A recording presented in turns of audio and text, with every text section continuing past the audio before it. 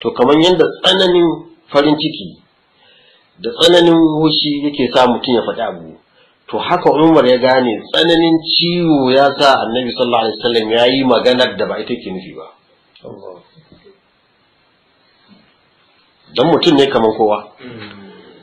To wannan maganar Umar ya gane kai tsaye ba ita annabi ke nufi ba, don ta saba ma dukkan ka'idodin shari'a musulunci.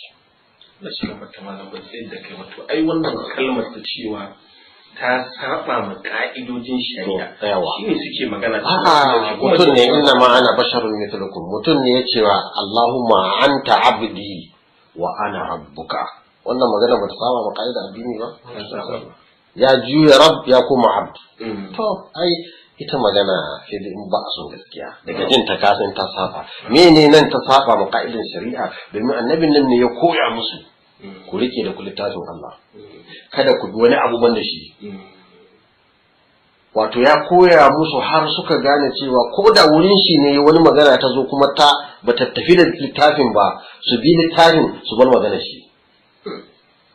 Fahimtar da suka yi